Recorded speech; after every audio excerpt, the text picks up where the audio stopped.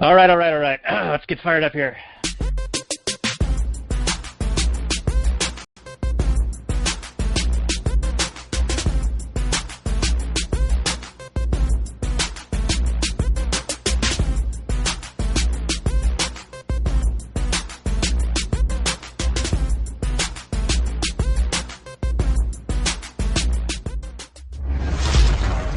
Maximum freedom. Read. Stay on target. Maximum freedom. Stay on target. Maximum freedom. Read Rothbard.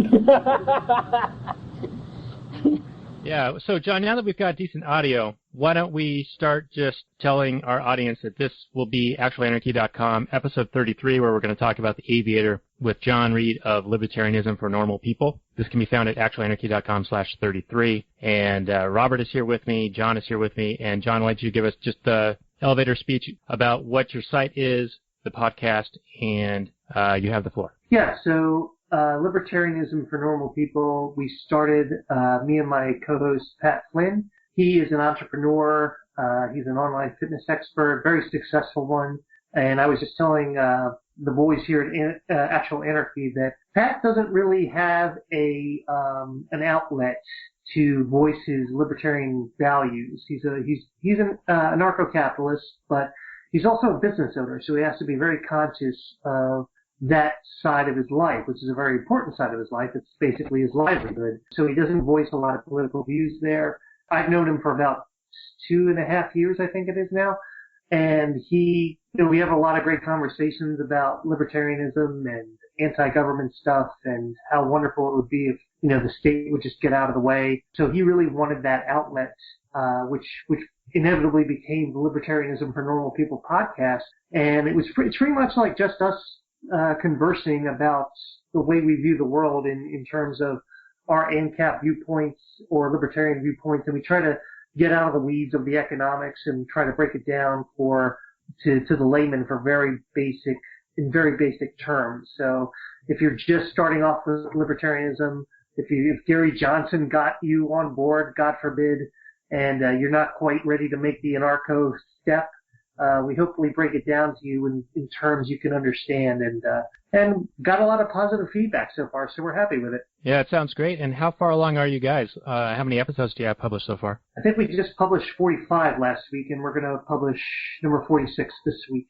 Nice. So it's a once a week deal. That's what we're trying to follow ourselves over here. We've been trying to do 2 per, but sometimes life gets in the way. We try to record like about 4 or 5 episodes every weekend, but that doesn't always work out. And Pat, his wife is about to have their 3rd child, so it's been even tougher. So we're going to get at least 1 episode out this week and hopefully 2, but we might have to save the second one for next week. So just to make sure that we're putting out content at least once a week. All right, awesome. And just so you know, we do RSS feed your content onto our site as well. And we have another common link, and that is Jameen from India. He's been writing for us, and he's been a guest on your show twice now, I believe. Is that right? Yes, twice, yep. Jameen's really interesting. I met him online, on Facebook, I should say, I'd say about 3 years ago, and he's been really interesting. I never met anybody who was a libertarian or anarcho-capitalist in India. I know that country has a very socialist kind of history, so it was interesting to kind of get his perspective on how a libertarian in India is kind of spreading the message of liberty. So he's been great to talk to. It's really, we'd like to get more libertarians from other countries, but it's really interesting, like half a world away, here's a guy fighting for liberty and spreading the message of taxation is theft and that sort of thing. So it's really refreshing to see that the principles of liberty are really spreading around the world. Yeah, and he was quite literally spreading that recently. Yeah, I saw that video that he made. Yeah, he's he made a point. He made a point to only tag public roads and properties, no private property, with taxation is theft as the message. I'm just wondering how much the Indian government cares about that, like whether it's private or public property. I just fear they're going to get him one night and throw him into a jail. We're not going to hear from him for years. Yeah, let's hope not. Let's hope that they just appreciate that someone's putting a fresh coat of paint on something. Yeah, exactly. So, Robert, I was going to ask John about his origin story. I mean, I don't really know enough about the guy. How did you get to being a libertarian? Did you and Pat meet already as libertarians, or I mean, how did you come to being into freedom and stuff like that? Yeah, we were both libertarians by the time we met. You know, I'm about 20 years older than Pat, unfortunately. So my story is that, you know, back when I entered in college, I went to Temple University. I started back in about 1991. So back then I was your typical college kid. I was pretty liberal. I was a Democrat at that point. I voted for Bill Clinton. But I was always interested in Ross Perot. And, you know, over the years, I kind of got more and more disillusioned with politics, especially the Democratic Party, especially after I learned more and more about economics. My dad was a very conservative fellow. He actually taught economics in a night class at the University of Delaware for a little while there. So a lot of my economic education stemmed from interest by talking to him. So over the years, you know, I didn't identify with the Democrat anymore, and I kind of identified with Republicans, but their whole conservative bent, the kind of very Judeo-Christian right-wing thing kind of turned me off. So I was looking for another political outlet. And I think I was actually watching Politically Incorrect with Bill Maher back then, and he described himself as a libertarian, and that kind of caught my interest. And I researched what that was. You know, at first it was mostly kind of like the Gary Johnson pitch, where you're fiscally conservative but socially liberal. And I thought, hey, that sounded a lot like me. So I learned more about it, and I really considered myself by 1996 a libertarian. I actually voted for Harry Brown that election. When the 2000 election came around, I have to say, like, I was so anti-Democrat that I was more on board with George W. Bush, unfortunately, because I thought, hey, here's a Republican president, here's a Republican Senate and Congress. We haven't had this for like 40 years, so we're going to start repealing all these Democratic policies that have been crippling us economically for all these years. And boy, howdy, did I get a surprise by this 2004 election as the deficits ballooned and we got into the Iraq War and this and that and the other thing. And I just started getting back into my libertarian kind of roots, so to speak.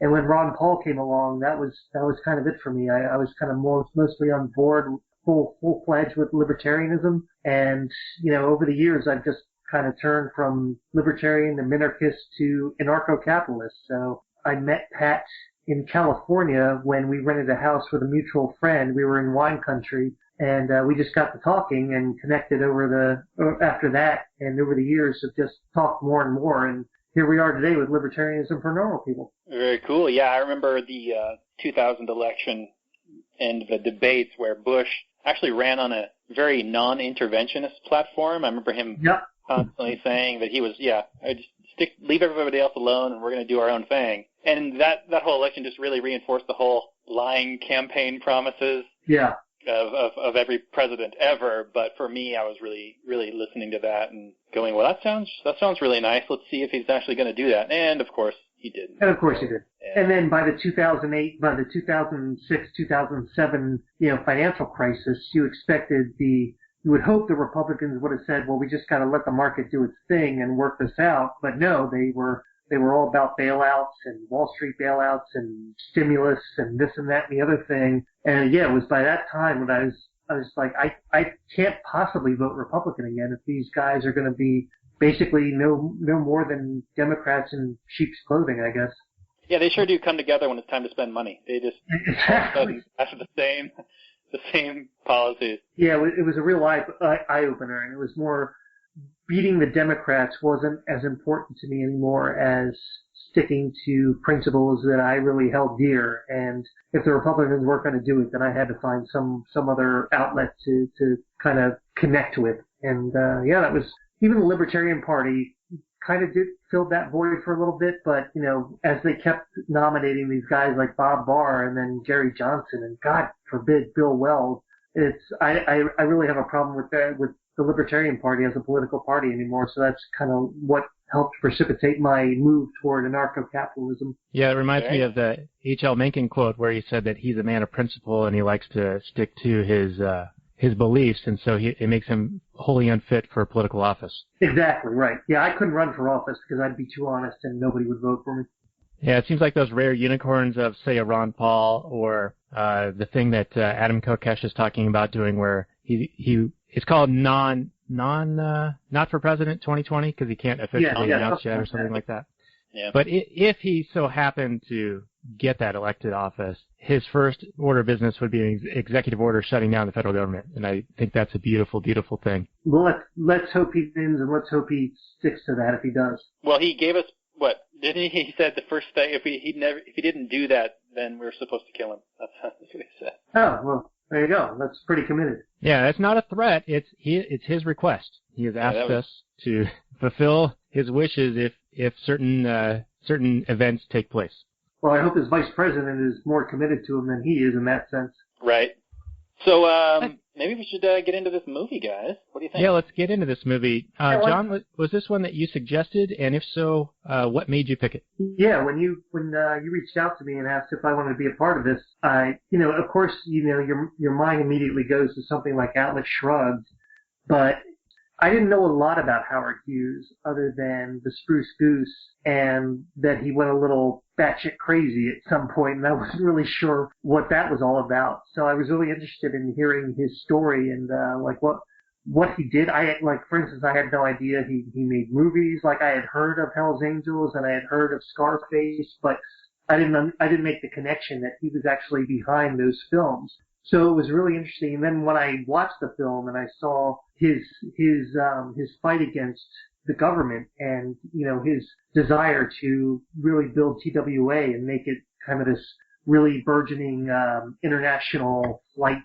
kind of airline that really seemed to be interested in serving the customer, the flyer. It really resonated with me in the sense that this was a guy who was actually fighting the power and the deck that was stacked up against him to try and stop him in his tracks.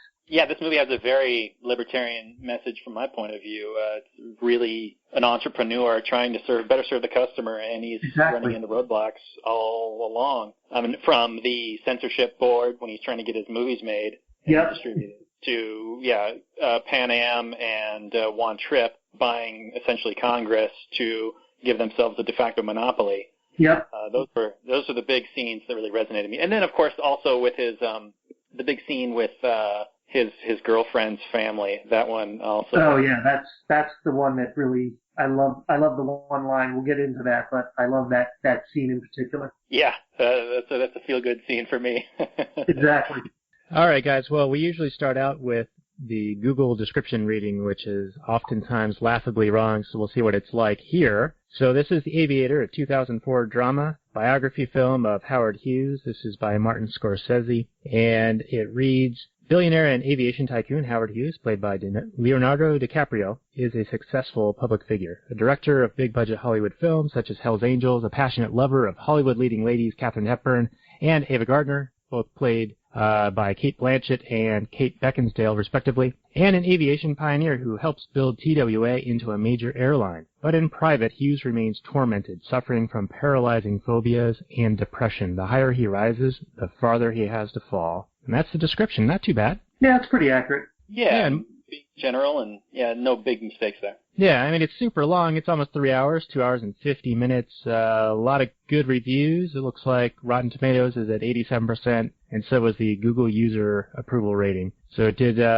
admirably well at the box office, raking in $213.7 million US dollars. Oh, and it came out on Christmas. How about that? I wonder how Leo felt playing a capitalist. Yeah, that's been hard for him. Who was very involved in fossil fuels. Yeah, right. Yeah, the guy that consumed a lot of fossil fuels and promoted the use of them. But he kind of took that into his own personal life, because doesn't he take a private jet everywhere to talk about global warming?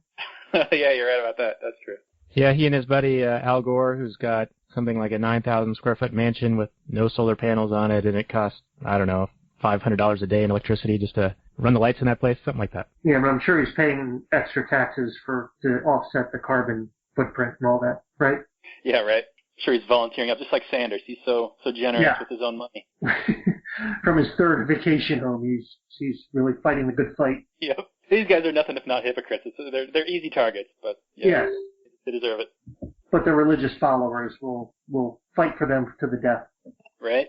Oh, yeah. Yeah, total cognitive dissonance as well, just totally denying any facts or realities of economics, things like that. It's quite a sight to behold. Not to digress, but I mean, after you find out that Bernie Sanders earned $1 million, paid 13% in taxes, bought a third vacation home, Al Gore has this huge place with no solar panels, do you think you'd start to question the kind of religious faith you've been adhering to for all this time? But I guess not. Yeah, don't shoot the messenger, John. Jeez, their message is important. I guess I'm being too critical. Oh, man. All right, well, I'm going to read a little bit of the plot and then start showing some of the slide deck images that our Patreon folks will be able to view. So the plot starts in 1913 Houston. 9-year-old Howard Hughes' mother gives him a bath and warns him about the recent cholera outbreak in Houston and says, "You're not safe."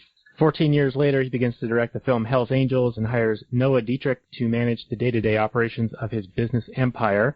After the release of The Jazz Singer, the first partially talking films, Hughes becomes obsessed with shooting his film realistically and decides to convert the movie to a sound film. Despite the film being a hit, Hughes remains unsatisfied with the end result and orders the film to be recut after its Hollywood premiere, and he becomes romantically involved with actress Katharine Hepburn, who helps to ease the symptoms of his worsening obsessive-compulsive disorder.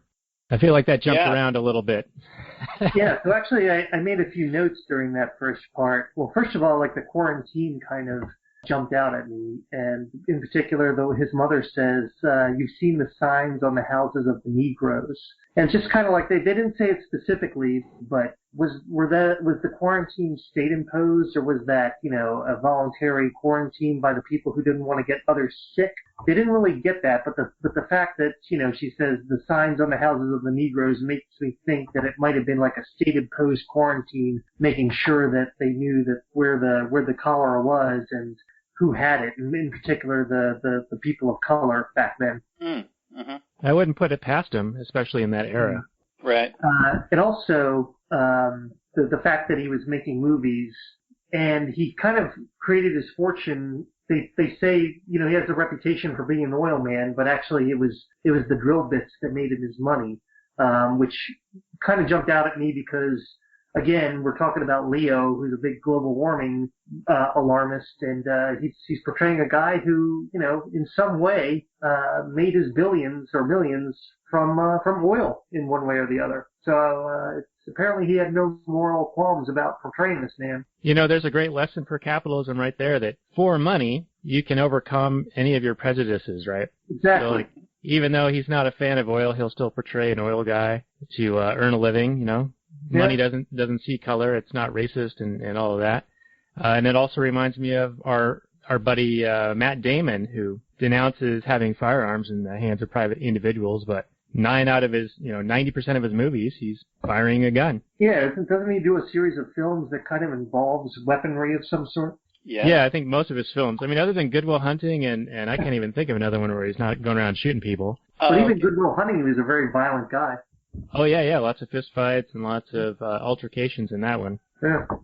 So anyway, I digress. That was just a little bit of a play on the concept of in a marketplace, racism really doesn't have a factor. I mean, you're there to satisfy a consumer. You're there to make money. So Dave Smith made this point in Lions of Liberty podcast I listened to recently, where he was like, hey, I'm Jewish, and my sworn enemy will come pick me up and drive me across town, and we exchange a few bucks, and he says, have a good day. I say the same, and, that's capitalism. Yeah, that's the observation that Voltaire made when he traveled from Paris to London, where Paris was like a very walled-off monarchical hellhole where there was like a murder, at least one every night. And he went into London where Jews and Muslims were working together, people who would never get along in any other aspect, but they all wanted to make money, and they all had a mutual interest in making like a financial gain. So London was one of the most, culturally congealed kind of places at the time, and it was all because there was basically a free market in London. All right, thanks for bringing in some like Renaissance style history or Age of Enlightenment history here. Voltaire into any conversation, then what good are you? We're gonna bring you back for Swingers. Awesome, I love Swingers.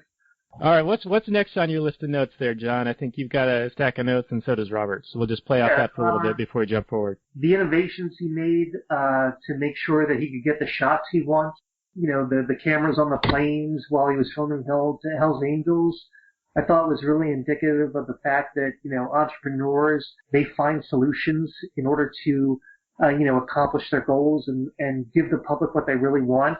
And plus, I thought it was really interesting, the scene with Noah Dietrich, how Noah just like that, this jumps out at me as like an anarcho-capitalist, how Dietrich negotiated his own salary right there during that walk, and he didn't really need to join a union to do it. Howard Hughes doubled his salary right there, and there was no negotiation really, like no contract, no union involved, and it was just two guys working it out together. Yeah, wasn't he just saying like, hey, what do you make right now? All right, I'll double it, you're hired. Yeah, exactly. And he did the same thing with the professor of weather. I forget the guy who let us find the clouds. Yeah, and that was another point that you just reminded me of, is that he shot the film, and then he was watching the dailies, right? That's the, whatever they've recorded that day. And he's like, the planes look like they're not even moving, they look real slow, it's not exciting, there's nothing really cool. And he realized it's because there's no background. He's just got stark blue sky behind him. And so without that relative information, when you're viewing it, you don't see how fast things are. You don't see how close things are. It's not exciting. So he hires this guy to say, all right, tell me where there's going to be clouds. We're going to move our entire outfit over there as soon as possible to record, to do the filming. And it takes him something like, 6 months? Something along those lines. He just got planes and actors and cameras and crew just all sitting there paying him, I don't know, some odd thousands of dollars a day to do nothing other than wait for the right environment to come into play. And it finally does, and he reshoots the whole thing. Yeah. Yeah, Hughes really had a singular artistic vision, and he wanted to produce the highest quality product for his consumers. And, he spared no expense, and he was ultimately proven correct when the movie was a big success. Yeah, and I think a leftist would look at this and go, well, he's just out for profit, so he should have just put out some crappy product and made consumers exploit the workers and exploit the consumers, fool them into watching this movie. But he went out of his way to make sure there was going to be a good movie. He went out of his way to make sure he was paying the people to be available, right? Like, they weren't actually doing anything other than just waiting for the right moment, and he was paying for that the whole time. So Isn't if that anyone... Year's wet dream? Yeah, exactly. But yeah, I mean, he was taking the reins, using his own money to follow that artistic vision that he had, and he wasn't going to let that go. And that's a theme throughout the movie, where he will throw his resources behind a project. I mean, he's a guy that had a drive to create the best quality product and the best experience for his customers. When he's developing the planes later on, he wants a plane that'll be able to fly higher, so it's a smoother flight for everybody. He wants a plane that'll be able to fly farther. There's a whole bunch of scenes where he is trying to get the rivets down on the plane, on the fuselage, so that it's a smoother and the plane will be able to go faster and farther. And he was a man that was driven to innovate.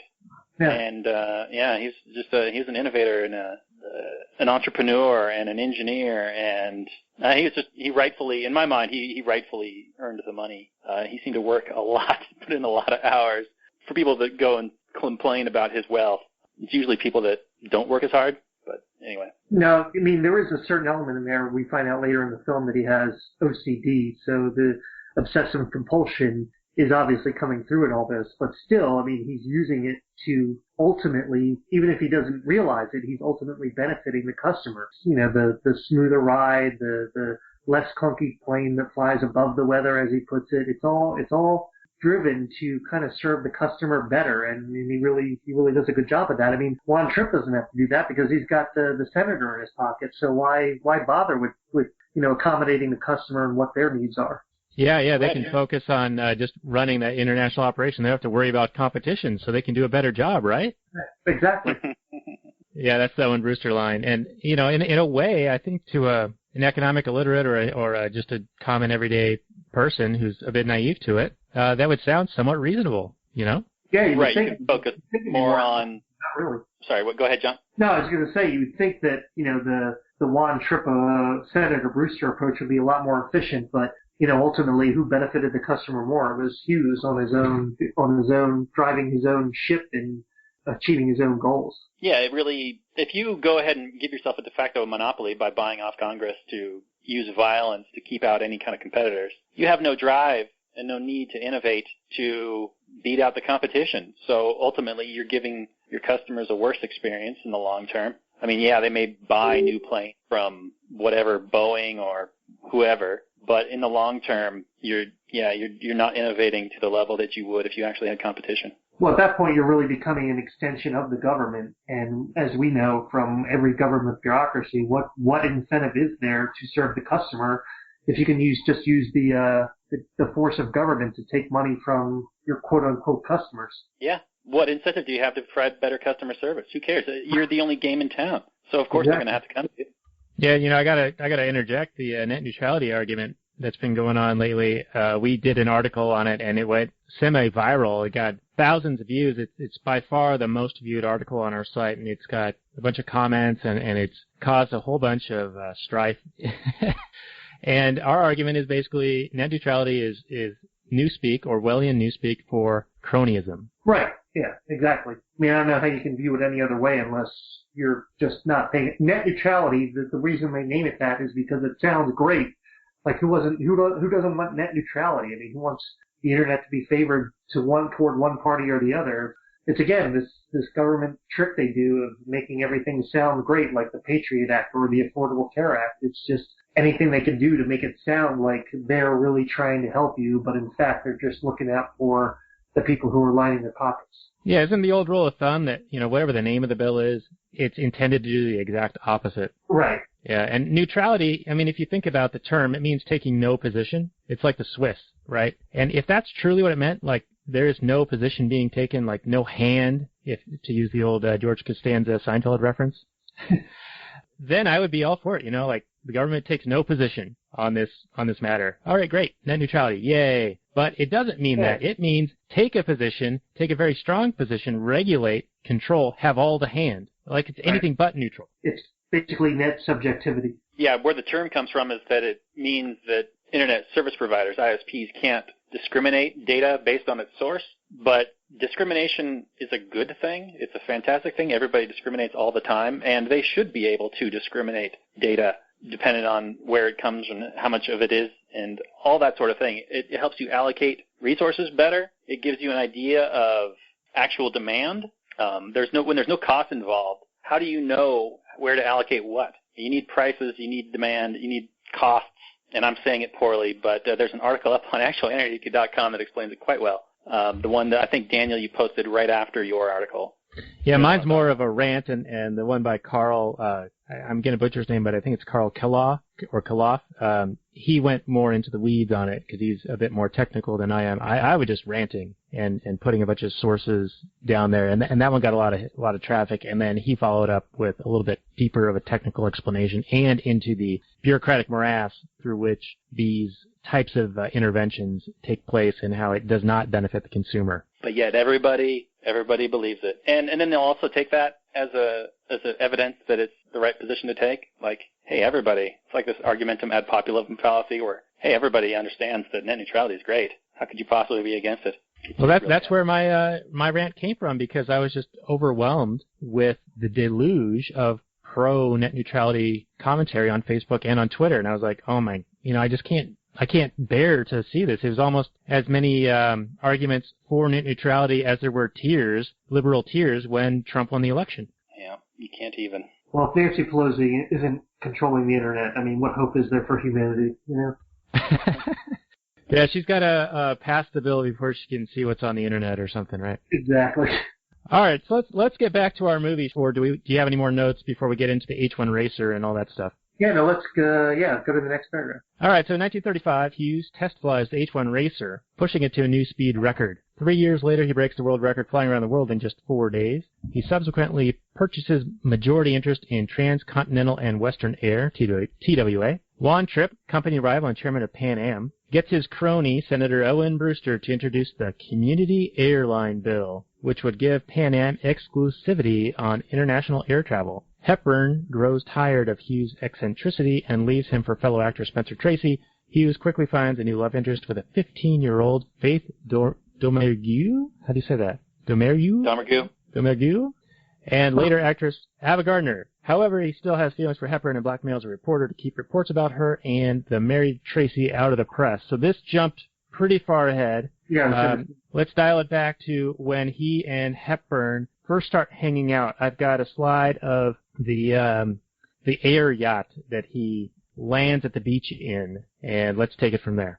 A big note on this one, on this particular scene, I did, right afterward when they were golfing, I noted that she said, well, how did you vote in 32? He says he didn't, and she says, you must, it shows sacred duty.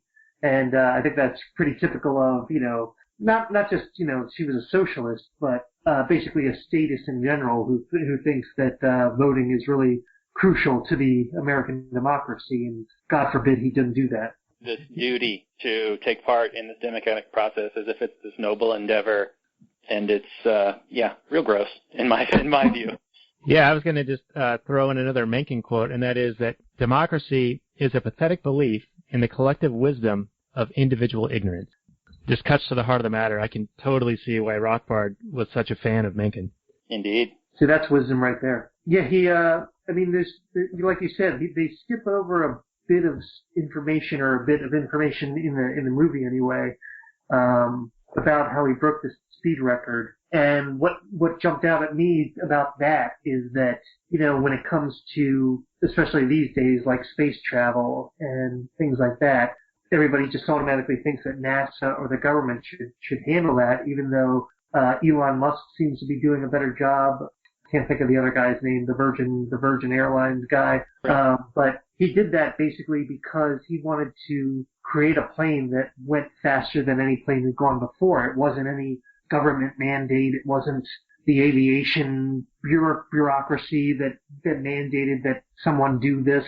He did it on his own because he had a love for aviation, and ultimately he wanted to build a plane that would ultimately get people from A to B quicker than ever before. And more comfortably. I think, Robert, you alluded to that earlier when he said that he wanted to fly above the weather. Exactly. And a more fuel-efficient vehicle if you've got a more streamlined Henry rivet, that sort of thing. Yeah. Yeah, so let's talk about Hepburn and his whirlwind romance with her, and he eventually ends up meeting the family out at the estate of her parents. Yeah, that would have been real uncomfortable for me, and as it was uncomfortable for him, I assume. But yeah, you're like in a lion's den. She seems to be more of a worldly person, seems to have an appreciation for all sorts of different things. She's kind of a tomboy, get your nails dirty, that sort of thing. But then he goes to this kind of East Coast ivory tower liberal mansion where all these socialists are hanging out. Yeah, / commune, almost. It seemed really bizarre. Right. Very nice commune. Oh, yeah. That was quite nice. But, yeah, the dinner table conversation really stood out to me where I don't know who it was it her mother, who kind of was like kind of like ruled the roost and kind of led the conversation at the table. And they were kind of like, asking him what he read and then turned their noses down when he was like, well, I read trade magazines because, it has to do with what I do. And he's not like taking his time to read like higher level philosophy or all this other crap. He's like doing this blue collar working man stuff, and they feel like they're above that. And then they have this whole disdain for money as if it's not important. And he's like, well, that's because you have it. Yes, that's the great line that every libertarian should love in this movie, if nothing else. Right, yeah. He's like, we don't care about money here, Mr. Hughes. It's because you have it. Some of us choose to work for a living. And again, isn't that indicative of the socialists today, like Bernie Sanders and Al Gore, or God forbid Hillary Clinton, who claims to be a champion of the people? I mean, they're all the apparatchik from the Soviet Union. They get to live the good life because they're working out how society should be run and how the peasants should live. Yeah, real social engineers. Daniel, how did you feel about that scene, buddy? Well, it really stood out to me that they would ask him questions and then totally not listen to his responses because they felt it was totally beneath them. And he has I think it's part of his obsessive nature to where he had a very strong understanding of how everything worked, from an engineering standpoint, and he had a grand vision. And, like when he was even planning the plane with his plane builder, he would give him ideas and say, all right, now I want you to do this. I want you to streamline this. I want you to put this horsepower engine in it. I want you to sweep the wings this way. Like he was a a brilliant guy who had just tons of information accessible to him. And I'm sort of straying from the dinner conversation, but they didn't give a shit about the amazing things he was able to conceive of in his mind. They were more worried about ridiculous philosophy books. I think they mentioned, was it Faust or Darwin or someone like that? And then they also, were painting and talking about modern art and all these things. And I mean, sure, they have their place, but they had no appreciation for what this guy was doing, which was serving customers, making things more efficient, improving the standard of living for everyone. And that seems to be the running theme with socialists. I recently read an article this morning, that was completely mischaracterizing capitalism, but explaining how capitalism is just the worst thing ever and how socialism is fantastic. And, they always do this from the comforts of their, nicely air-conditioned homes, and they type on their computers and all the ways in which capitalism has made their lives imaginably better. And so they just take it for granted that, yeah, of course there's going to be advancements in aviation and technology and that sort of thing. Of course, that's what the plebes do, but we're under this high level stuff. We don't bother ourselves with such petty matters. We're up with this high-minded crap that doesn't actually do anything for anybody. Well, that's one of the things that really irks me about Hollywood and celebrities and entertainers in general, is that, especially actors, I mean, at least, musicians can create songs. But what do actors do? They basically read other people's lines. They pretend to be other people. If you see an interview with Robert De Niro, he's one of the most boring people in the world, and he only seems to shine when he's pretending to be somebody else. So we're supposed to look up to these people and listen to their opinions on economics or, social values or how society should be run or whatever. And we're basically dealing with people who play pretend for a living or who sing or dance or, and again, like Dan said, that these things have their place, but, it's only of a value as much as the hardworking people or the productive people of society create the kind of economy that allows for the kind of leisure that makes acting or singing or dancing valuable. And I think, like you were saying, that this family totally doesn't appreciate the value that somebody like Hughes is bringing to them, because they've got this daughter who's making however much money on the silver screen pretending to be somebody else. Yeah. Yeah, that's one of the, I was just going to say, that's one of the points that we bring up pretty often in our shows, and that is that these people who have the luxury to go out and protest and complain because all of their other needs are met by capitalism. Right. So anyway, That was my point. Robert, go ahead. No, yeah, they have the luxury to complain and whine about capitalism because of capitalism. It's powerfully ironic. I mean, really, let's roll the clock back 150 years.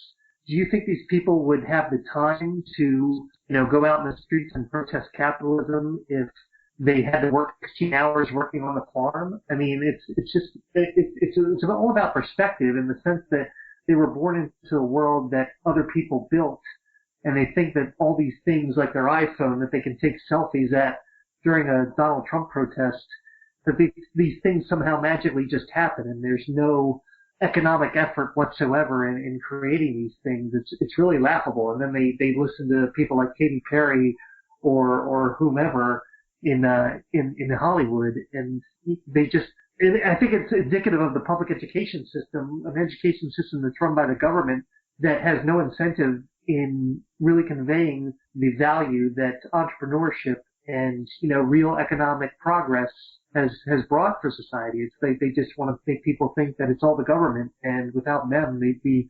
little hairless monkeys living in caves waiting for their next meal to somehow magically occur. Yeah, like in 2001, they're all just jumping around the obelisk or whatever, yeah, like worshiping it. And this line of thinking, it reminds me of a point we made in Dumb and Dumber, and I think you mentioned that you listened to that one recently. Yeah. The concept that the government accomplished this great and noble thing gives people the impression that they can, of course, handle anything else, such as managing the economy or healthcare or what have you. And, some of those accomplishments would be like landing on the moon or defeating the Axis powers in World War II and things of that nature. And so people will look to those things and go, well, if they can do that, of course they can manage the roads and the libraries and the fire department and all this other stuff that, on the surface, it might sound reasonable until you understand, you read Hazlitt, Economics for in one lesson, or Gene Callahan has a great book, Economics for Real People. You start to understand that there are costs to these things, and that any time a government intervenes or taxes, you're trying to mold behavior. You're trying to change what people would otherwise have chosen to do. Otherwise, you wouldn't need to have that law or that tax or that regulation. And all of these things mean that people are accomplishing things lower on their value scales, and they have fewer resources available to them. And all of this stunts productivity, and it stunts growth, and it stunts progress. And it's really sad to see. Yeah, and even with all that stunting going on, we still get amazing technological innovations all the time. And we still take them for granted almost instantly.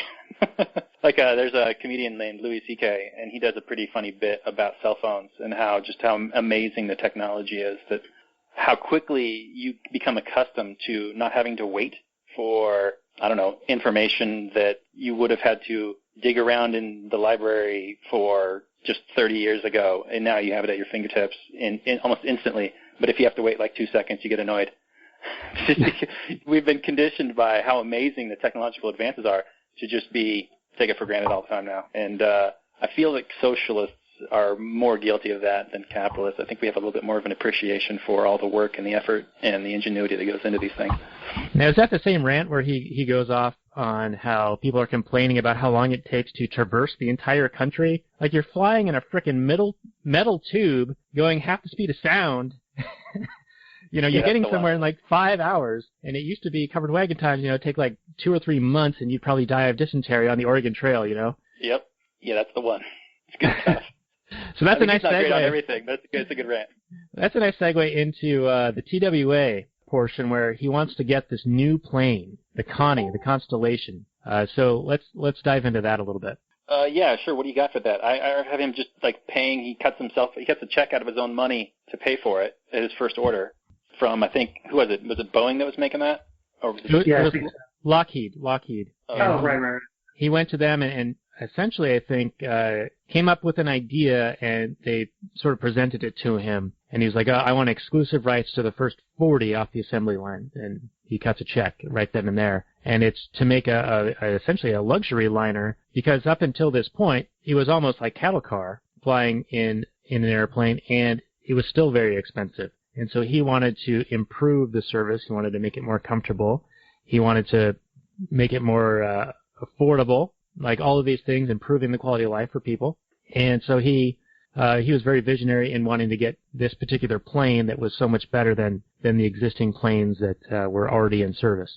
Yeah, and I think this is the part of the movie, if I'm not mistaken, where he really starts to understand the government's role in making sure that certain people can traverse the country or traverse the world, and other companies who can't, in the sense that he does have a phone call where he phones the Secretary of Commerce, I think, or somebody connected to the Secretary of Commerce, because he's looking for airports in Newfoundland and Ireland so he can, go from New York to Paris by going through those particular things. He's looking for tax breaks. Basically, he's looking for a cronyist way to get an advantage over Pan Am. And of course, he later runs into opposition through Senator Brewster. But that's really where he seems to understand that he just can't do this on his own. He's gonna have to, grease some wheels in the government sector to kind of get where he wants to go. Yeah, that reminds me of, and this is probably the scene you're talking about, where he's talking to Dietrich. He's like, I want you to grease the skids, buy off whoever. I want you to buy these politicians. And Brewster's like, you want me to do something illegal? He's like, well, of course not. I want you to do it the legal way. Right. Yeah, and that's a point later on in the movie where they talk about how they get the big military contracts, and it's common practice in the business. It's not legal or illegal or whatever, but it's you wine and dine these senators, you get them girlfriends, you take them out to nice shows, you basically entertain them, and then you get rewarded with these big fat government contracts. But it's not technically illegal, right? Right, you're just showing the guys the time, and if they happen to pass legislation that favors you, hey, what are you going to do? Yeah, what are you going to do? So let's start talking about some of those juicy government contracts that he did get, because this was World War II times, and so he was awarded a couple of projects. One was a troop transport that ended up becoming the Hercules Spruce Goose, and then the other was the spy plane that he developed, a 2 fuselage counter-rotating rotors in the front. So let's dive into that. Yeah, so the Hercules was in response to the German U-boats in the Atlantic, which sunk like, I don't know how many, just hundreds and thousands of U.S. ships and British ships, basically shutting down Atlantic shipping, where we were selling, I don't know, lots and lots and lots of goods to support our allies over there. And the U-boats were just causing hell, killing all kinds of people, destroying all kinds of products. So he came up with the idea to just be able to fly over all the stuff. And he needed a really big plane to be able to load all that material and tanks and other sorts of things in there. And yeah, he kind of got mocked for it because it was so big, and because of the shortage in aluminum due to the war, he had to make it out of wood. It wasn't his first choice. He didn't want to make it out of wood, but he did what he could with what he had, and he was trying to solve a problem. He was trying to fill a need that a customer had. So he was an innovator, and he got mocked for it. It's unfortunate. See, this is an instance where I think people would say, well, you see, that's government drives innovation, because without government backing, Howard Hughes would never have been able to get the Hercules off the ground or off the water, so to speak. There is a place for government in the sense that, they need a new plane for the war, and he's got this innovative kind of solution to it. But again, I think it's very cronyist in that sense, and I think it would be an argument for someone who favors the state to point to this and say, see, without government, things like this just can't get off the ground. Right. It's like what Dan was saying earlier, that government does do some things. It does. You can point to a few big things that government does do that does have some innovation. I mean, you throw enough money at a thing, you will innovate somewhere, but right. You're not going to – it's all the unseen stuff, right? It's all the innovation that you don't get, all the money and all the waste that go to people like what Dan was saying with their second choice, not their first choice with all that. So – when also you see how much money he wasted, and I think but that's a kind of a free market argument to say, well, of course, if you forcefully direct money toward a certain project or certain companies, of course they're going to take their time in building it, and they're going to waste all this money to do it. Of course, that's the incentive. That's as long as you've got the taxpayer money flowing to you, then why not take your time or do whatever you need to do to make sure that it carries on as long as possible. So really, we're dealing with two different arguments. We're dealing with the statist argument and the free market argument that shows the results of government intervention in any industry. That's of inefficiency and waste when there's no market pressure to create a product. If you don't actually respond to the market, like recently, Tesla and Elon Musk, there were some bunch of tax credits, I think, in like Hong Kong and other places, and those were recently removed, and then his sales went to zero. There hasn't been a sale of a Tesla in Hong Kong, I want to say, in the past few months. I don't know if that really solves my point, but good. Daniel, what were you going to say? Well, I was just going to say that whenever you have a government allocating resources towards something, it is a malinvestment, because it is removing the first several options that those people would have otherwise made who had that money, and then it was taken from them. And sure, certain things can be developed over time through these government things, but it is a misallocation. It's a forced, you're forcing money into a project that isn't necessary. It's not there to serve consumers, because ultimately that's what improves quality of life. It's not going out creating something that's going to destroy people, homes, other areas of the world. That's not productive. That's all a net negative. That's all destruction and waste. And so, like some of the benefits we get out of the government are like Tang and things like that. Well, who cares, right? Oranges are better. In fact, Hughes thought orange juice was curing his illness, or his after his accident. He was recovering from the crash of the XF-11, and he was drinking orange juice, fresh squeezed, right in front of him, because his madness was sort of taking over. And I wanted to just point out that the whole madness thing, I think there's a correlation between being on that edge of madness, the edge of craziness, and being super creative and productive. You see it with like Charles Mingus and Jimi Hendrix and Kurt Cobain and a lot of these super famous people. They were on that edge, right? That creative edge of being slightly crazy, but also very forward-thinking and productive. And that's probably, like you said, the fine line and the balance you kind of have to make between, the kind of abnormal focus that these kind of human beings carry with them, in the sense that they're able to focus and able to create this great art or these great innovations, but it also comes at a cost because this hyperactive brain that they've got going on in there is constantly tilting one way or the other. And, there's who knows what can finally set them off. If it's, something traumatic, it could set them off it could tilt it in the wrong direction. And I think that's what happened with Hughes here with his frustration with the government and everything to that effect. And ultimately, I want to go just step back for a moment here and talk about what are we ultimately saying here. We were dealing with the cronyism and the lack of innovation that might have come otherwise, but that's because what are we dealing with? We're talking about a government program that is in fact war. Howard Hughes is contracted to build these planes for the war effort. And as we all know, war is the health of the state. And if government wasn't getting us into these horrible conflicts, Hughes might have just gone along his way and built better planes than the Constellation. But instead, the people in the government went to him and said, hey, we need this gigantic plane, or we need this spy plane, or whatever. And again, his troubles ultimately come from the state because of their incessant, insatiable appetite for war. Yeah, it comes back to bite him at the end when Brewster puts him on open trial for his wartime efforts.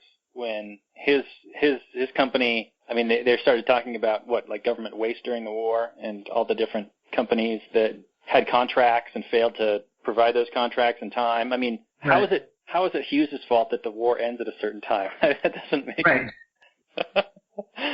You didn't deliver on those planes before the war was over. Well, how control when the war's over? But according to the bureaucrats, he should have finished by such and such a date. Well, how would they know? They're not aeronautic experts. Right.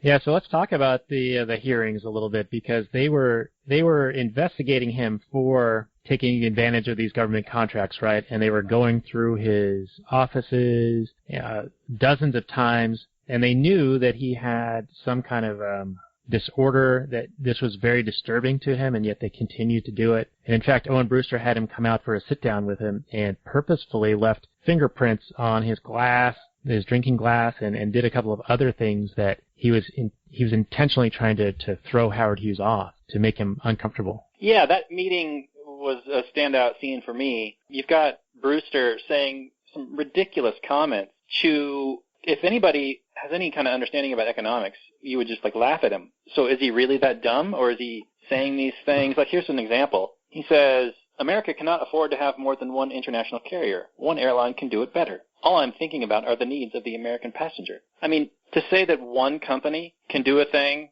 if it's left alone, to have a monopoly over an area, or to have a monopoly in any given market, it doesn't jive with what we know about human motivations and incentives and just economics at all. And I think Hughes would have known that. So, who's he really talking to here? What's he really saying? Is he that's a line that stood out to me too. And it's very anti-capitalist at a time when everybody was supposed to be anti-communist and pro-capitalism and pro-America. The things that made America great. It's amazing that he was actually saying that line, that America can't afford to have two international airlines. Anybody who's looking at that can see the fallacies in that, I would hope, unless they're, again, Bernie Sanders, and they're talking about, well, why are there 22 different deodorants when people are going hungry? Yeah, can America not afford to have more than one automobile manufacturer, or one shoe manufacturer, or one cheese manufacturer? That's just a ridiculous statement to make. What? There's a beautiful irony to this. There's Rothbard lectures, and I've got him in the Rothbard repository. But Pan Am, they were the international carrier, the cartel-arranged monopoly provider, and they ended up going out of business as a result of not being able to have domestic feeder routes to get people from other areas of the country to their international hubs. So that's what essentially drove them out of business, is that they were partitioned off to be this international airline, leaving the domestic stuff to other cartel-arranged players. And so it ended up doing them in the end. So it was a death of their own doing, then, is what you're saying? Yeah, self-inflicted a wound, if you will. Interesting. Suicide by legislation. So let's get into the hearing a little bit, because there's some juicy bits here, and I know you guys have notes on that. Yep, I do. Yeah, so Brewster holds some Senate hearings, and he drags in Hughes, and Hughes is at this point, and the movie plays around with the timeline a little bit. Hughes, in this time, I don't think is a super hardcore agoraphobe, but this is towards the end of the movie where they've got to have him be a weirdo agoraphobe, when in reality it was more like into the 60s and the 70s when he was really declining. But you got to mess around with that a little bit. And Brewster calls him out into the public, and so of course he's got to like try and pull himself together because he's like a big-time agoraphobe, and he doesn't want to be around all these people and touching him and slapping him on the back and whatnot. And he's basically calling him out because he is the opposition to Pan Am, and Brewster is trying to vilify him as this war profiteer to get him to back off this community airline bill and go along with that. And it's interesting that there's some back and forth between Brewster and DiCaprio, where Brewster's like, Juan Trippe is a patriot. He's not interested in making money. And DiCaprio comes back with, well, I'm sure his stockholders will be interested to hear that. It's a lot of good stuff. John, you got some notes on the hearings, or Daniel? Yeah, actually, that was exactly one of the lines that when he said that Juan Trippe isn't interested in making money, because history repeats itself, and how often do we hear that nowadays, that, you know, capitalists try to portray themselves as people who are really looking out for the people, and they're not really interested in making money. Now, I know that entrepreneurship is ultimately about serving the customer, so ultimately the customer does benefit, but to, you know, kind of make disinterest in money or financial gain a public virtue now is obviously rearing its ugly head again, and it obviously did here. And I also like the fact that Howard Hughes pointed out that the CAB bill was in fact written by Pan Am executives and not exactly by lawmakers themselves. Yeah, he asked if he had even read the thing, right? Like, did you write any of this? Have you even read it? Which harkens to Nancy Pelosi. Yeah. Got to pass it to find out what's in it. Right, and this happens constantly all the time. This is what companies do when it's cheaper to buy a Congress than it is to innovate and actually invest in your own products to outcompete. It's a better return on investment. So again, this is the effect of government being in the equation and using government as force in the market. It's a real shit show. I mean, I know from a moral standpoint, you kind of got to say, well, this is where the goalposts are. This is a part of the horizon, or this is a part of the game. So you can't really blame any one actor for taking part. I mean, Hughes he has to get into the game of buying senators and whatnot and whining and dining generals kind of as a defensive way. I mean, just as the way the game is played. So I don't really look at him as like an immoral actor in that sense. And I don't know if I do really for Juan Trippe either. He has a duty to serve his shareholders, and he's doing it the best way he knows how, and he's getting the best return on his investment. I mean, like Daniel said, ultimately it bankrupted the company and it died off. But at the time, he thought he was doing the best thing. I don't necessarily see him as a villain. I think the villain is this belief in authority and the idea that government is a problem solver and is an effective way to accomplish anything. The existence of government, I think, is the real villain here, as it always is.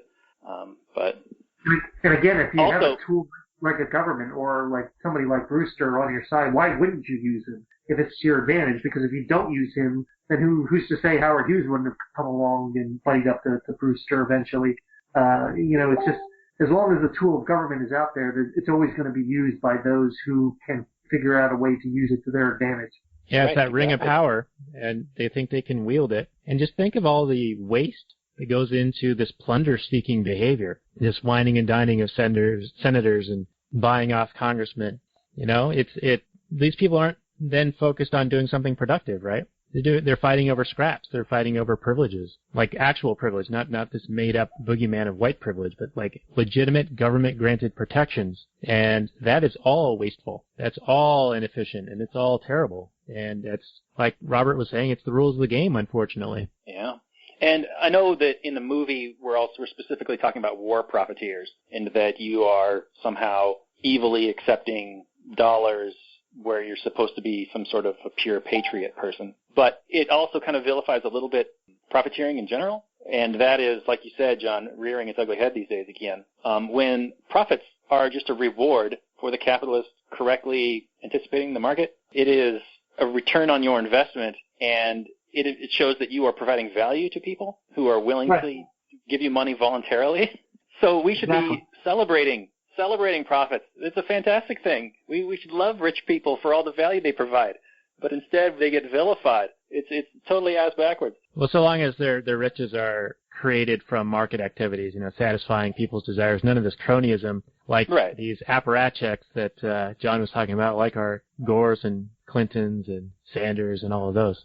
But I think, unfortunately, like even in everyday society, it's gotten to a point where, like 30 years ago, if I had been walking down with the street with my dad and we saw some guy drive down the Mercedes, he probably would have said to me, that's Mr. Johnson. He owns the shop down there. He's up at 4:30 every morning, and he goes home at 10 o'clock at night. And if you work hard like that, you can have a Mercedes sometimes. And now, if the same scenario happened, the father would probably say, that's Mr. Johnson. Fuck that guy, the greedy bastard, with his Mercedes. He thinks he's better than me because I have a Honda or whatever. It's just amazing that how much poisoned our psyche has been in everyday society that we can't even look at somebody who's got some kind of success, even if it's legitimate, and without harboring some kind of ill feelings toward them. Yeah, absolutely. Yeah, success has been demonized. Not paying your taxes has been successfully demonized. Exactly. That really drives me crazy. The fact that we're judging people now by whether or not they pay their taxes or how much they pay their taxes. It's now become a competition of who gets more of their money stolen. It's all about virtue signaling these days. Yep.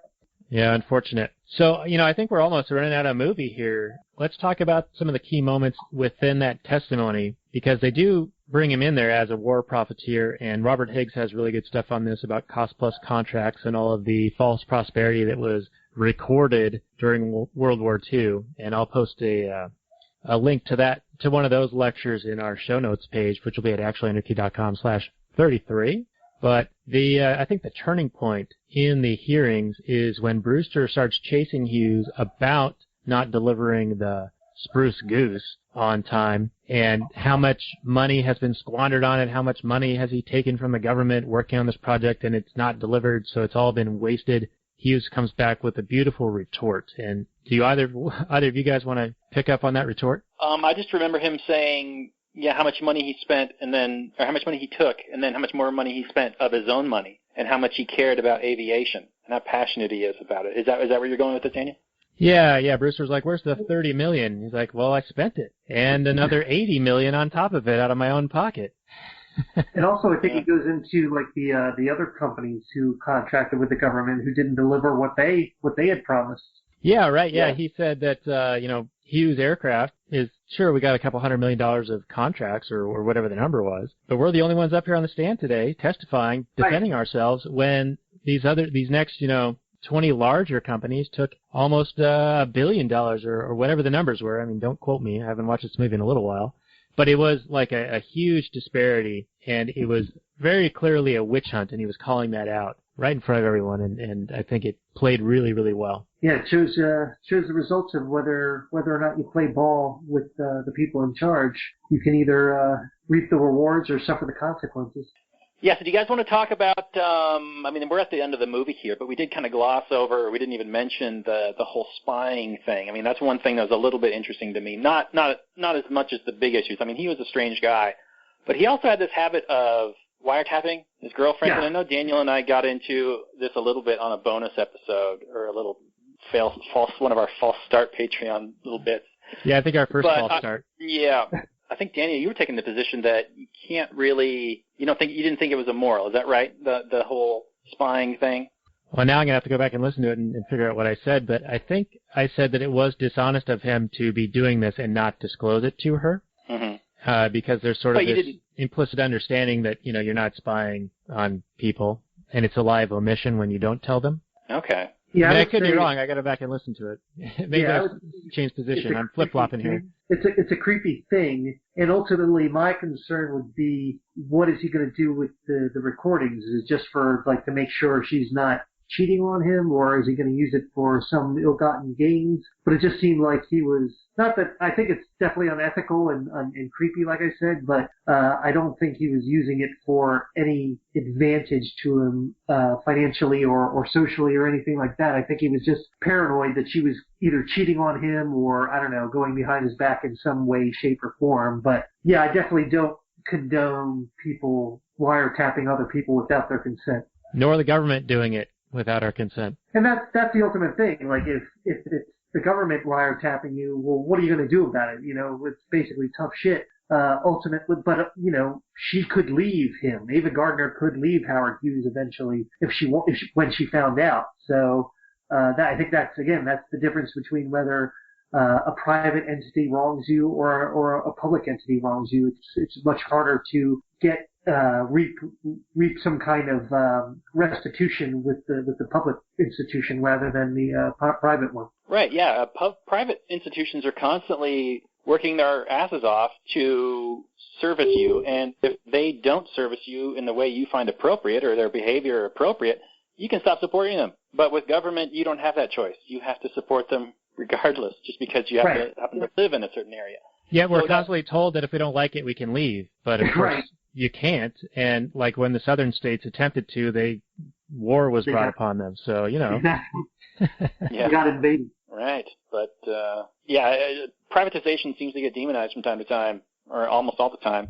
But it is really the ultimate power is in the consumer and their ability to choose one product over another or not support one product or another. I mean, you could love, say, McDonald's hamburgers, but if some business practice happens where you don't agree with, you can just stop eating their hamburgers. And it's the ultimate power is in the power of the consumer. And, you just don't get that with these forces of government. Yeah, try going to the NSA and saying, like, you know, I really don't appreciate the fact that you're listening in on my phone calls. And, well, okay, what are you going to do about it? Yeah, exactly. Yeah. What are you going to do?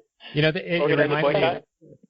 it reminds me of this Edward Snowden. He's on Twitter, and he only follows one account, and that is the account of the NSA. It's kind of funny. It is funny. All right, so any other points that we want to rewind the tape on and talk about? I just just at the end there, I mean, I don't know if this is, I didn't read the contract yet with the government, but at the end of the movie, of course, the Hercules ultimately flies. So I don't know if that, you know, he's fulfilled his contract in the sense that, you know, he ultimately did deliver a plane that could fly, or if it's more reflective of the point that, you know, he is so driven in the sense that he really wants to make good on his contract that, you know, he could have just said, you know, after the hearing, well, screw you guys, I'm just going to let that thing rot in the hangar. But he ultimately did take that thing airborne, and I think it's either indicative of his drive to see something to its end, or it's his ultimate obligation is fulfilled to the government, and he did deliver a big plane that flew. Yeah, I think he said at the end of the hearing that if that plane doesn't fly, he'll leave the country. Yeah, right. And so, he got it to fly. So, I think it was a self-motivating thing to to make sure that he felt satisfied. He was a very driven guy, and I think he made that bar very high for himself, and he accomplished a lot in his life. I've got a slide up that talks about all of the holdings that he had in various states around the country by the time that he passed away in 1976. And it reminds me of an earlier point in the film where he's talking to Dietrich, and he's, I think, working on the H-1 racer or something. And Dietrich's like, well, we got to run this by Houston. You know, it's the law. We have to legally tell them how much money we're spending and on what and all this stuff. He's like, well, fuck that. Just open up another division out in California so we don't have to run it by those guys.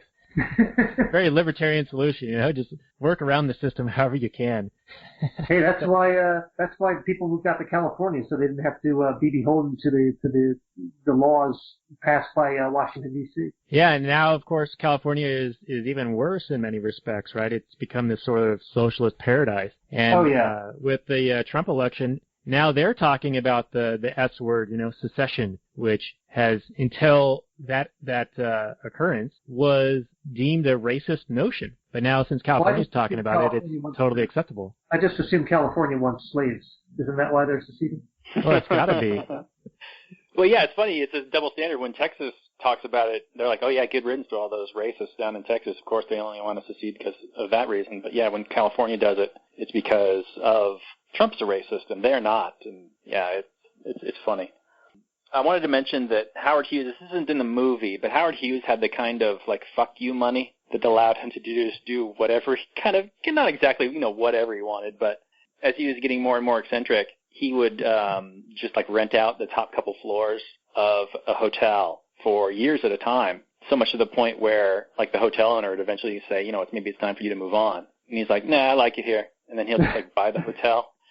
Or if the sign out from the view of his window, he didn't like it, so he's like, hey, you should change that sign. They're like, no, we like it. And he's like, well, I'll just buy your company and then change the sign.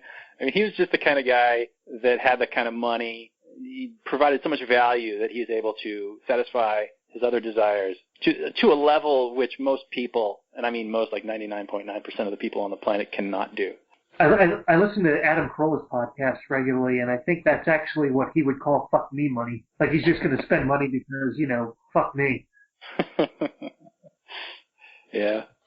Well, guys, I think we're at the end of our movie. So, John, any final thoughts? Your overall summary? We give a rating similar to a thumbs up, thumbs down. It's black and gold if it's a good movie, and black and red if it's kind of a garbage trash movie that can't economically calculate. Oh, this is absolutely a black and gold movie, and despite the ironic twist that the main character is being played by one of the biggest socialists in Hollywood, Leo DiCaprio. I mean, I think it's got a great libertarian message, and it shows the true nature of government and what crony capitalism is all about. And the fact that this movie didn't seem to get recognized for that message, I think, is a real travesty. But hopefully, this podcast will awaken a lot of people, and people will look at it differently and going forward.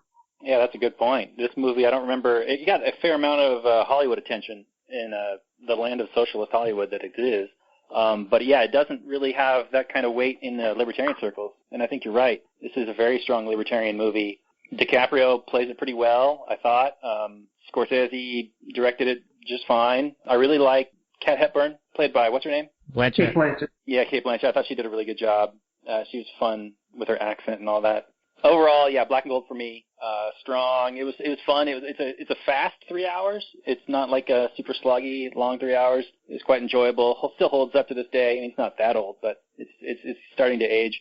Yeah, it's a fascinating character. And in fact, they probably could have made a longer movie or another movie just about all the different weirdness that he really got into. But as it is, yeah, very strong. Daniel? Yeah, we didn't even get into a lot of the real complications of his disorders, like the milk jugs and the sitting naked watching a movie for a month straight, something like that. But yeah, this is a black and gold movie for me as well. I do think that it was cut down from something much, much bigger, and it was still almost 3 hours. But there were a few areas in the movie where it kind of felt like it jumped around and you're a bit disoriented in it. Like Ava Gardner, she's sort of introduced earlier in the film, and then all of a sudden she's like this long-term love interest, and it just kind of didn't really work for me. It took me a minute to process who's this person, what is she doing here. So I think some of the connecting scenes might have hit the cutting room floor because a movie that's 3 hours long is probably hard to get through, especially when it's a movie that is sort of built for Oscar consideration. And right. I think it actually did win a few. And I'll post some of the information in our show notes page, which would be actualanarchy.com/33. I've mentioned that a couple of times.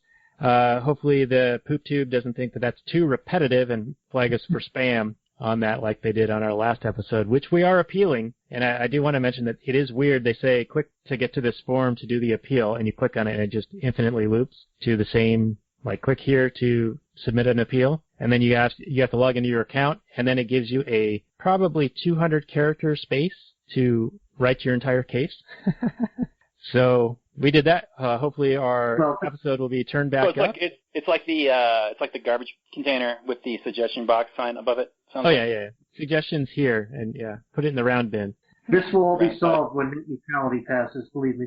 I know, right? Yeah, we're experiencing what their fear is of net neutrality, and I think it's one of those things. I forget who talks about it. Is it Shapiro or maybe McGinnis that these types of SJW and policing activities by Twitter and YouTube and Facebook and the like is going to drive people away from it, and it's gonna make them suffer, and alternatives are going to rise out of that, because people are looking for being able to express themselves without being policed and shut down and censored for just ridiculous activities, or, like things that are normal, like totally fine. And you see a big double standard in a lot of these things. There were several stories a few months back about some meme sites that were basically taking like progressive memes and twisting them so that they were libertarian. And the progressive memes were permitted to be up, but anything that was a takeoff on that was libertarian or liberty-minded got shut down. So ridiculous.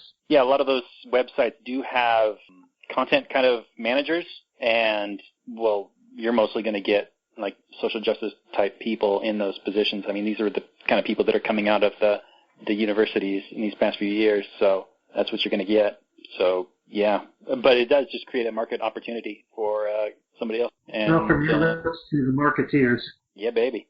Yeah, I think even Marvel has seen a backlash on this. This is something we talked about in one of our Wolverine episodes, where they had a big SJW push where so many of the hero characters were turning into women, or the new characters were women, and those storylines and those comic book sales have plummeted. And because of that, the market reaction is, hey, stop doing this because we don't like it. We're not going to buy this crap. And so they're starting to change direction. Well, God forbid you make original female superhero characters. I mean, why not just take existing superheroes and make them into women? Why bother making original new characters? Yeah, that sounds like work. Let's just turn Thor into a woman, or Captain America into a woman, or Iron Man into a woman. Why not? Yeah, there you go.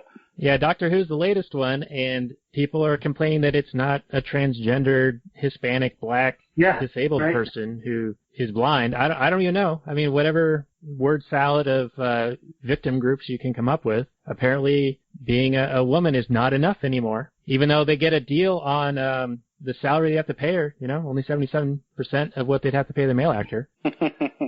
It'll be interesting to finally reach the world that all these people will be happy with. Yeah, I don't know if it's ever going to be enough for these people. Well, that's critical theory. Perpetual victimhood of class theory. Critical theory is never be satisfied. That's what it is. They'll never be satisfied. Come on. All right, John, tell us where can people find your show and the work that you do with your partner? And I don't mean in the gay sense. I mean, there's nothing wrong. Not that there's anything wrong with that. So tell us about your Libertarianism for Normal People. How can people follow you? What's the URL? What's the show about? You get 5 minutes here to drop any knowledge you got. The website is Libertarianism FNP. That's FrankNancyPeter.com. You can also find us on Facebook, Libertarianism for Normal People.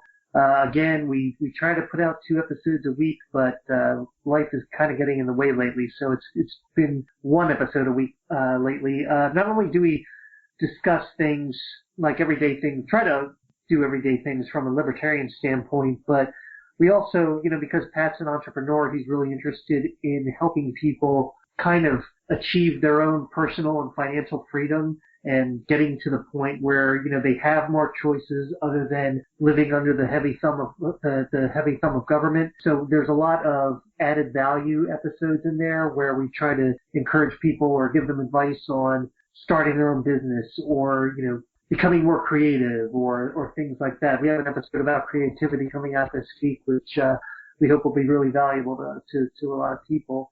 But, it's speaking to people just in layman's terms and trying to get them to understand the blessings of liberty and how they can really use it and use their own talents and ideas to advance themselves and hopefully one day spread the message and get more people interested into realizing that government is more of a problem than it is a solution and trying to find their own way without the heavy hand of government lording over them.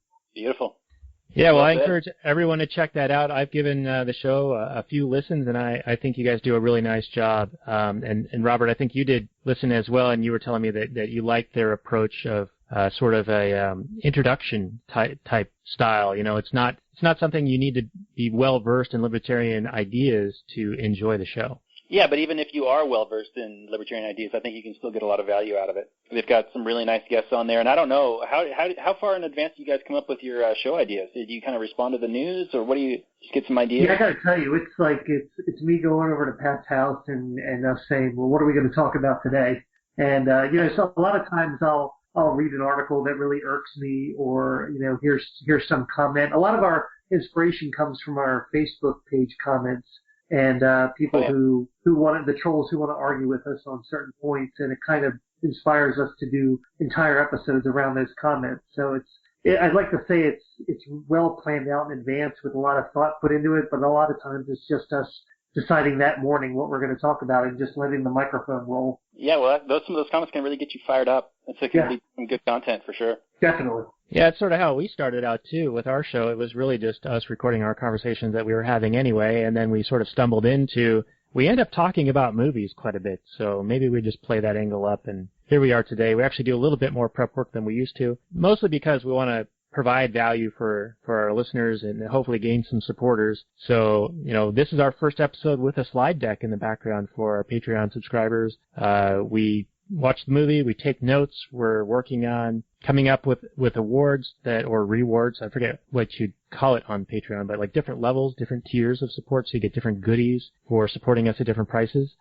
John, do you guys have a Patreon as well? Like, how can people support you? Do you have, like, affiliate links and things like that? What kinds of things do you guys promote on your site? Yeah, we're actually not on Patreon right now, but if anybody wants to send me money, you can definitely go to the page and contact me via the email address. I'd be more than happy to accept your cash. But yeah, we're kind of just, like, starting out. Pat has a lot of ideas about how, affiliate marketing and things like that. We're hoping to start a course eventually, hopefully by the end of the year, that's more comprehensive as far as, teaching people how they can start their own online business or at least get a little more entrepreneurial. So, keep an eye out for that. If you follow us on Facebook, we'll definitely be announcing that when it's ready. But other than that, we're just kind of like, just keeping it going and see where we can go with it. But, eventually we'll probably be on things like Patreon and things like that. So just keep following us. You'll be up to date on everything. Yeah, it's just most things for us. It's a work in progress on our end as well. We've got the website, ActualAnarchy.com. We also have ReadRothbard.com, ConquestOfBread.com. And for affiliate stuff, we have Amazon links. We got Tom Wood's Liberty Classroom. We've got a service called ReadIt4.me, and that might be something that I share more information with you on because it's really cool. They take a couple hundred like business and self-improvement entrepreneurial type books, and they summarize them down into 12-minute snippets. So like the entire book, you can ingest the main ideas in 12 minutes, and they get audio, video, and a written like book report style thing. Mm-hmm. And so you get like the key points, and it's a way to people are busy, right? You don't have time to sit down and read a 300-page book, but you probably can find 10, 15 minutes in a day to take a listen to this stuff. So I find it pretty valuable. I don't use it as much as I would like to because I have so many things on my list, but it is a pretty neat service, and it's something that we push on our site, and we've actually gotten a few sales out of it, so we've seen a little bit of traction there. We've got the Patreon site, which is patreon.com/ReadRothbard. I just added a bunch of tiers to that, and we're trying to figure out which goodies to assign to that, like I was telling you. But yeah, that's pretty much what we've been trying to do, and we don't envision like earning a living off of doing this. We look at it as if somebody chooses to support us through any of those various means, it just means that they like what we're doing. It's really just a motivator at this point. Yeah, that's really all we're hoping for at this point. But yeah, that's a lot of good advice, and it sounds like you guys are doing really well. So kudos to all of you for doing such a good job. All right, well, thank you, and thank you for being our guest on the Actual Anarchy podcast, talking about the Aviator for our episode number 33. Yeah, let's work out a way to get you guys on our show as well. So we definitely have to do that. Yeah, I think we'd like to do that. We've been on 2 interviews so far, and I feel like I was a deer in headlights in both because our show is more conversational and it's about something else, not about ourselves, really. But when we get pointed questions, I get a little bit like, But Robert handles it really well, so he covers for me. So when we are on, make sure it's both of us. Yes, definitely. Sounds good, man. We'd love to come on. All right, well, thanks for being on this episode. Go ahead, Daniel. Finish it off. I'd like to thank our audience for listening and do support us and Libertarianism for Normal People. Check out their site, check out their show. Click on any of our Amazon links, Liberty Classroom links, Read It For Me links, and we also have Principal Propaganda, which is Liberty-inspired merchandise, T-shirts, mugs, etc. You can find out more about us and the show at actualanarchy.com/33. And I wish you guys a very good evening. Thank you very much for joining us, and I'll turn it over to Robert before we potentially hit overdrive, where we're going to end the show and continue on for just a bit longer for our Patreon people. Are we going to do that? That's exciting. Thanks for listening, everybody. I'm just going to reiterate what everybody said. Thanks, John, for coming on. It was a great episode. And be safe and be free, everybody. live life. Take care of yourself. See ya.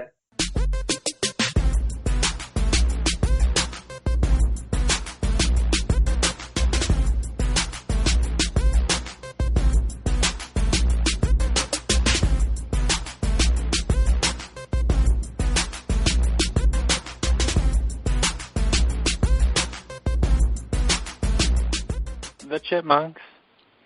CHIPMUNK. We're the Chipmunks. Guaranteed to brighten your day. Do do do do do do do do do do do.